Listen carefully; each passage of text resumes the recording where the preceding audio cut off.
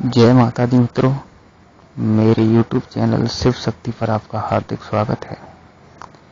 आज जानकारी लेकर आया हूँ साधना के विषय में, उन साधकों के लिए जो साधना के क्षेत्र में अभी नए नए आए हैं या जिनको साधना के क्षेत्र में आए हुए अभी कुछ ही समय गुजरा है, या जो साधना के क्षेत्र में आए हुए टाइम हुआ इनको काफ़ी, लेकिन उन्हें अभी अनुभव नहीं हो पा रहे और वो इधर उधर भटक रहे हैं। वो मार्गदर्शन के अभाव में कभी कुछ कदम उठाते हैं। तो कृपया वीडियो को लास्ट तक देखें। इसमें आपको मैं पूरी जानकारी दूंगा कि आप कैसे साधना के क्षेत्र में आगे बढ़ सकते हैं, कैसे आपको बहुत जल्दी अनुभव प्राप्त होंगे और आपको सफलता प्राप्त होगी। तो आइए शुरू करते हैं। दोस्तों, सबसे पहले तो किसी भी क्षेत्र में जब हम उतरते हैं, चाहे वो कोई भी क्षेत्र हो, उसमें हमारा एक गुरु होता है जो हमारा मार्गदर्शन करता है।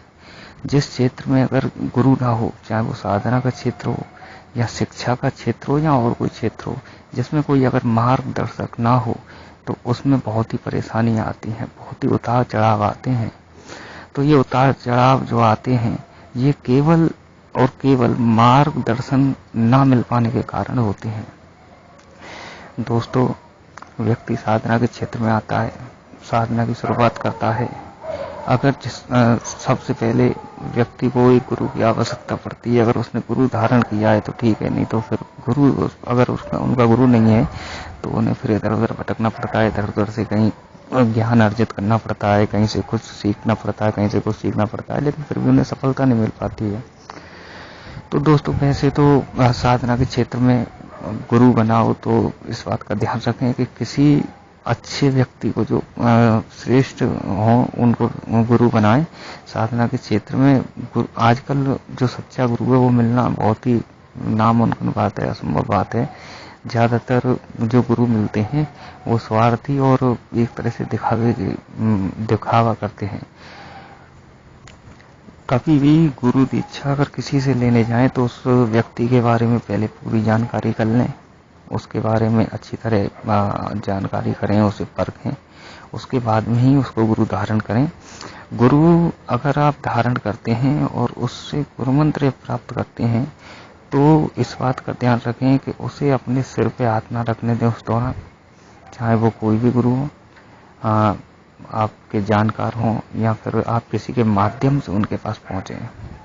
इस बात का विशेष ध्यान रखें कि वो जब आपके कान में 3 बार गुरु मंत्र बोलें तो उस टाइम वो आप अपना हाथ आपके सर पे ना रखें। तो इसकी भी एक अलग कहानी है, वो जो सर पे हाथ क्यों नहीं रखवाना चाहिए वो कभी फिर वीडियो डालेंगे उस बारे में बना के।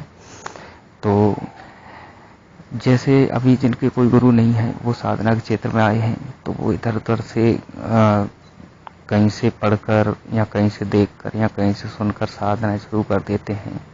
उनको जानकारियां मिलती हैं कि इस मंत्र को जाप करना है और ये साधना 21 दिन की है, 41 दिन की है या फिर 31 दिन, 51 दिन, जो भी बताएं उस हिसाब से जो भी साधना के क्षेत्र में आए हुए साधक साधना स्टार्ट कर देते हैं, शुरू कर देते हैं।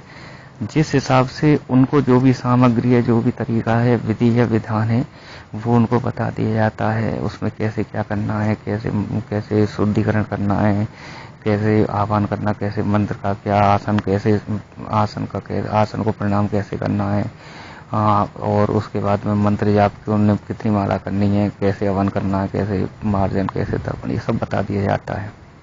किसी न किसी जरिए से वो उसको करने बैठ जाते हैं, लेकिन वो और उनसे कह दिया जाता है कि 5 दिन में 7 दिन में आपको इसके अनुभव होने लग जाएंगे और 21 दिन की साधना है, 31, 41, 51 जो भी है वो साधना है, इसके दौरान आपको उनका प्रत्यक्षीकरण हो जाएगा। अगर प्रत्यक्षीकरण नहीं होता तो आपको कहीं ना कहीं उनके स्वप्न में दर्शन हो जाएंगे, आपको पूरी तरह से मंत्र की सिद्धि प्राप्त हो जाएगी। लेकिन दोस्तों, ऐसा नहीं हो पाता। फिर व्यक्ति सोचता है कि अरे यार, मुझसे कहाँ गलती हो गई, या इनके कोई मंत्र में कमी थी, या इनकी कोई साधना की जो विधि दी गई थी उसमें कमी थी, या फिर मुझसे ही कोई गलती हुई है। फिर वो इस चक्कर में फंस जाते हैं, फिर वो और अलग जगह जाते हैं और अलग जगह दूसरी उन्हें विधि बता दी जाती है, फिर वही उनका होता है, लेकिन उनको सफलता वहाँ भी नहीं मिल पाती। तो दोस्तों ऐसा नहीं है कि ये साधना जो 21 दिन 41 दिन या 31 दिन 51 दिन ये गलत हो या इनकी कोई विधि बताइए वो गलत है, ऐसा नहीं है। ये जो केवल होती हैं ये साधनाएं, ये केवल उनको इतने टाइम पे जो सफलता प्राप्त हो सकती है जिनने पहले साधना कर रखी है, उनका तपोबल है जो उच्च लेवल पे हो, हाई लेवल पे हो, और उनको पहले से ही किसी महाशक्ति की कोई मंत्र की सिद्धि प्राप्त हो, उनने कोई सिद्धि प्राप्त कर रखी हो किसी महाशक्ति की। तो दोस्तों साधना के क्षेत्र में आने से पहले एक बात का ध्यान रखना पड़ता है कि अपने इष्ट देव चुनने पड़ते हैं।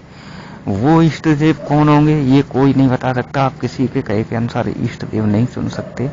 आपको इष्ट देव अपने आप ही चुनने पड़ते हैं जिनमें आपकी श्रद्धा ज्यादा हो, जो आपको ज्यादा इनका मन लगता हो, जिनकी पूजा में, वो आपके इष्ट देव होते हैं। तो ये अपने आप आपको चुनना पड़ता है।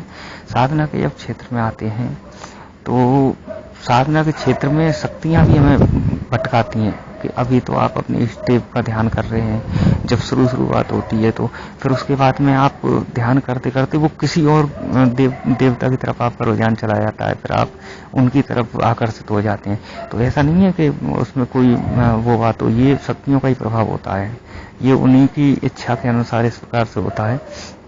तो इष्ट देव तो आपके वही रहेंगे, लेकिन आप उनकी भी ध्यान कर सकते हैं, आराधना कर सकते हैं, मंत्रों को जाप कर सकते हैं, वो तो नॉर्मल बात है। ऐसा अक्सर होता भी है और नहीं भी होता।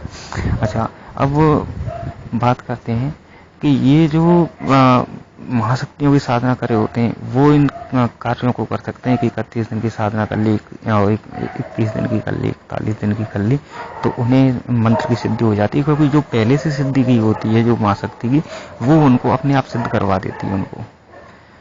तो इस प्रकार से उनको सफलता मिल जाती है, नए साधकों के लिए ऐसा संभव नहीं है।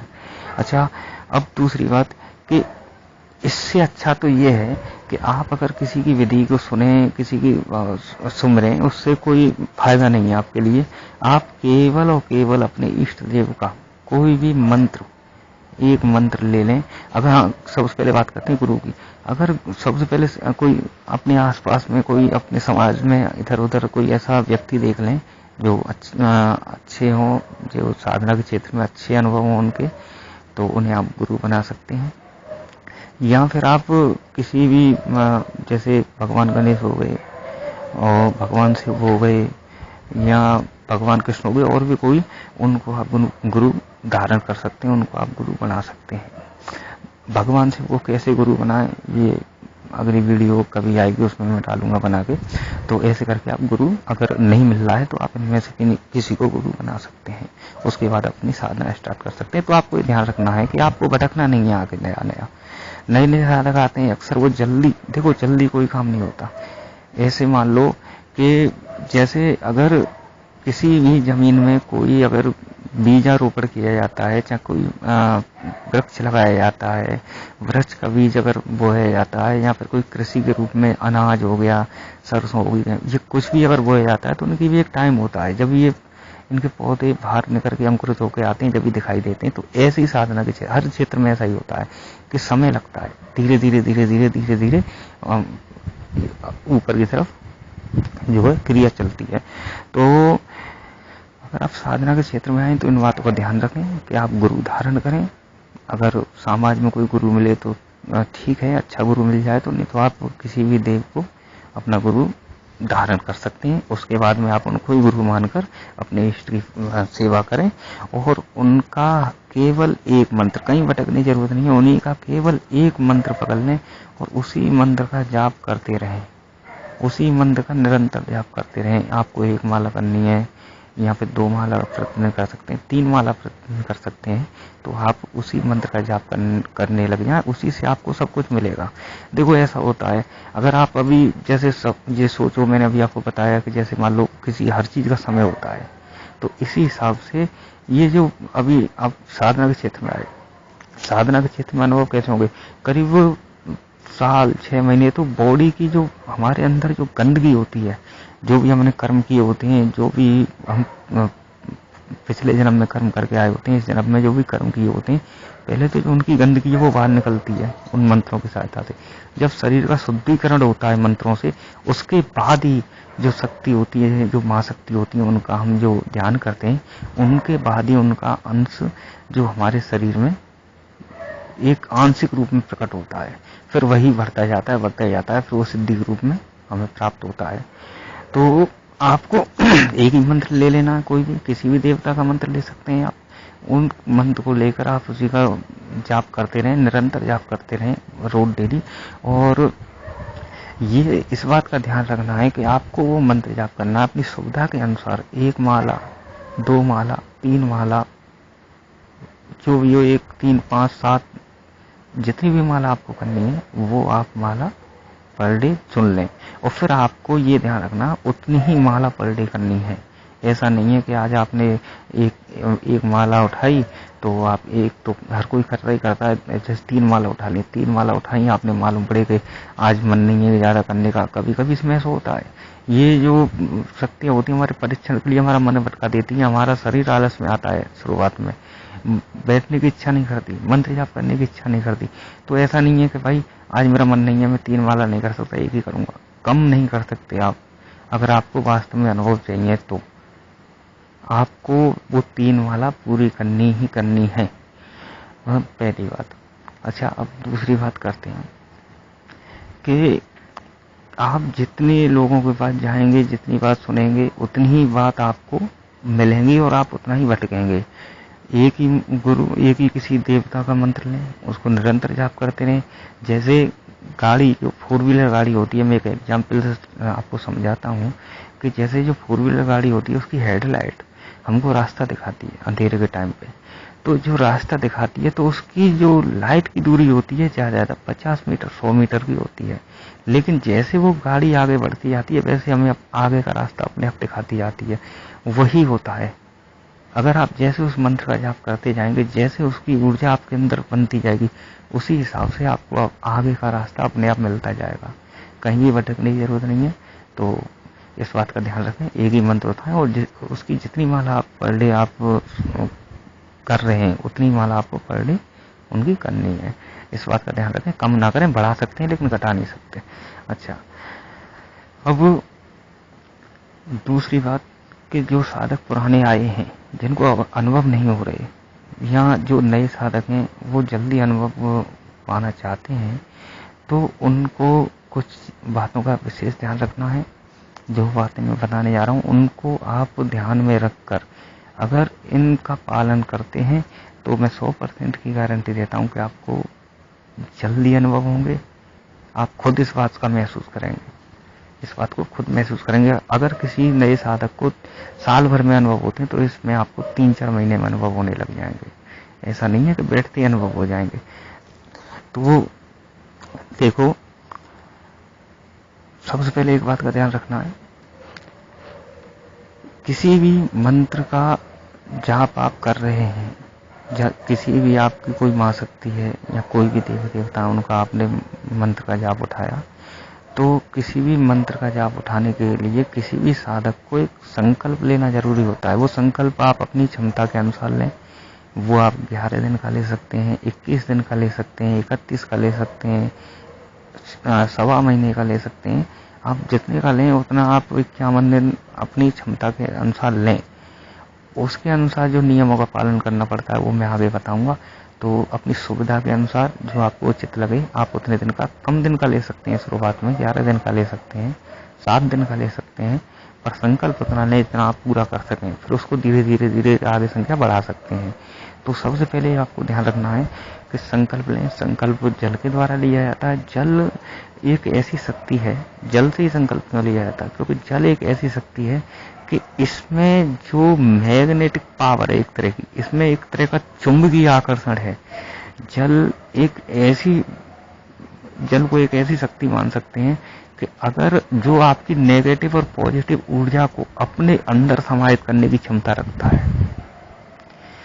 जल आपकी जो भी ऊर्जा है, चाहे वो नेगेटिव हो चाहे पॉजिटिव हो, उसे अपने अंदर ग्रहण कर सकता है। जल का संकल्प इसलिए लिया जाता है, जल जो हमारे शरीर 5 तत्वों से निर्मित है, उन 5 तत्वों में से एक तत्व जल है। और जल एक ऐसा माध्यम है जो 5 तत्वों में विलीन हो जाता है। हम संकल्प लेते हैं, संकल्प लेके जमीन पे छोड़ देते हैं। अब जमीन पे जहाँ पक्की हो कच्ची हो, वो जमीन में भी उसका जो समावेश जमीन में भी होता है, वो जमीन में भी समाता है। और उसका गर्मी से वाष्पीकरण होता है जो हवा में मिल जाता है। और उसके बाद में वो ऊपर की तरफ एक जो वाष्पीकरण में जो हल्की सी बूंदें जो बनती हैं, जो उसका भाप बनती है, वो आकाश की तरफ चलती है।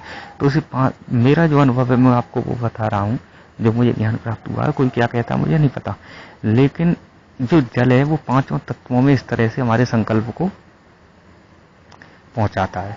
तो जल से इसलिए संकल्प लिया जाता है। तो हमेशा ध्यान रखें कि जब आप संकल्प लें तो जल से लें, जल हाथ में जल ले लें, अक्षत ले लें थोड़े से, उसमें आप थोड़ी सी रोली यानी कि ले सकते हैं, और 1 रुपये का सिक्का, 1 फूल, ऐसे करके जल लेके आपको अपना नाम, अपने पिताजी का नाम, अपना गोत्र, अपनी जगह, और मैं इस मंत्र का इतने दिन का ऐसे ऐसे संकल्प ले रहा हूँ, और वो आप उनको देवी देवता के सामने एक कोई पात्र रख दें, कटोरी वगैरह, या तो उसमें छोड़ सकते हैं, तो वहीं जमीन पर आप उसे डाल सकते हैं। जमीन पे छोड़ दें। संकल्प लेने के बाद में आपको मंत्रों का जो शुरुआत करनी है। अच्छा, ये जो पूजा का टाइम है, देखो पूजा का टाइम अलग अलग तरीका से अलग अलग होता है, क्योंकि हर तरीका की जो पूजा होती है, तामसिक कौन सी है, सात्विक कौन सी है, इस हिसाब से उनका अलग अलग अपना अपना टाइम निर्धारित है, जैसे इनकी पद्धति निर्धारित है, उनका एक विशेष टाइम होता है। तो मैं देखो आपको बताना चाहूँगा, अगर आपको सात्विक का अगर आप साधना करते हैं तो आपको 2 समय सबसे श्रेष्ठ हैं इस साधना के लिए, 2 समय सबसे श्रेष्ठ हैं। आप ब्रह्म मुहूर्त की साधना बहुत श्रेष्ठ बताई गई है, ब्रह्म मुहूर्त की साधना करें सुबह के टाइम पे, तो वो क्या है, उसके बहुत ही उच्च कोटि के फल आपको प्राप्त होते हैं। अगर आपको इससे भी जल्दी अगर सफलता प्राप्त करनी है तो इस बात का विशेष ध्यान रखें कि रात को जो 12 बजे के बाद में तुरी संध्या लगती है, 12:30 के आसपास में, और वो सुबह 3 बजे तक रहती है। इस दौरान अगर आप जाप करते हैं तो वो उसके जो परिणाम है आपको बहुत जल्दी देखने को मिलेंगे। इसके मुकाबले परिणाम कभी भी, इसमें शक्तियाँ सबसे जल्दी जागृत होती हैं।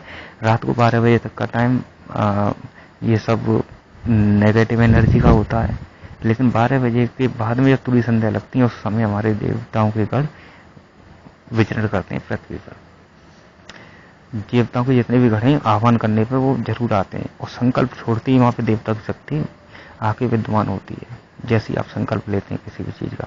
तो इस बात का ध्यान रखें कि पूजा में आप पूजा शुरू करें तो आप मंत्र जाप करें तो संकल्प जरूर लें, चाहे 11 दिन करना, चाहे 21 दिन करें। संकल्प के दौरान आपको ध्यान रखना है कि हाँ, जैसे आपने संकल्प लिया और आप मान के चलो 12:15 बजे आप ज्योति जलाते हो, पूजा के लिए बैठते हो, तो आपको इस बात का ध्यान रखना है कि वो ज्योति आपको 12:15 बजे जला देनी है। यानी कि सुबह अगर कर रहे हैं तो सुबह अगर आप मान लो 4:30, 5, 5:30, जो भी जितने बजे आप जलाते हैं उतने ही बजे ज्योत जल जानी चाहिए। 10-5 मिनट ऊपर नीचे हो जाए तो कोई बात नहीं है, लेकिन इस बात का विशेष ध्यान रखें कि ज्योति उतने बजे ही जलनी चाहिए, उतने बजे ही ज्योति जलनी चाहिए। आपको पूजा पे जाकर उतने बजे ही बैठ जाना है।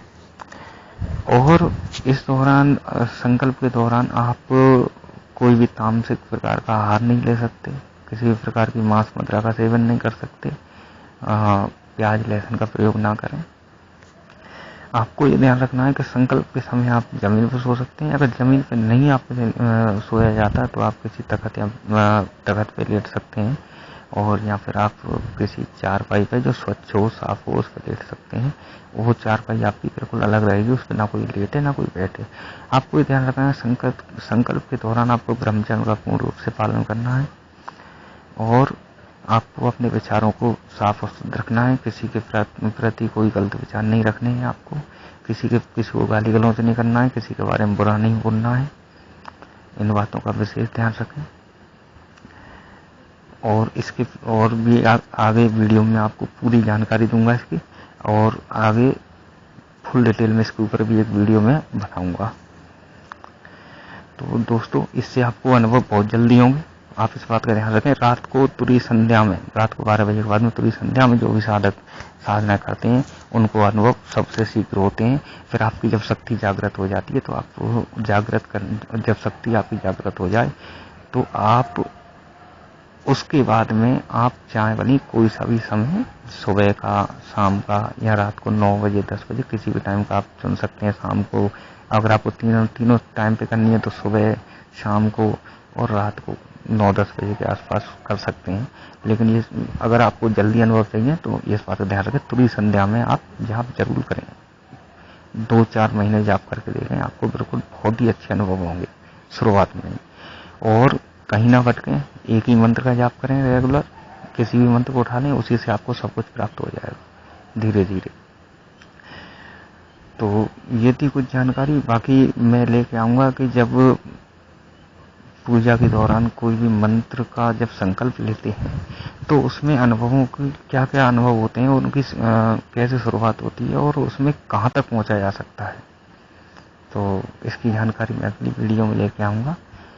और आपसे इसी के साथ मैं विदा लेता हूँ। आपसे एक बात और कहना चाहूँगा कि अगर ये मेरे द्वारा दी गई जानकारी अगर आपको पसंद आई हो तो मेरे चैनल को लाइक करें, वीडियो को लाइक करें, चैनल को सब्सक्राइब करें, बेल आइकन को दबाएं और इस वीडियो को शेयर करें ताकि ये जानकारी ज़्यादा से ज़्यादा लोगों तक पहुंच सके। इसी के साथ मैं लेता हूँ आपसे विदा। माता रानी आपको खुश रखें, सुख समृद्ध रखें, शांति प्रदान करें, निरोगी काया प्रदान करें। जय माता।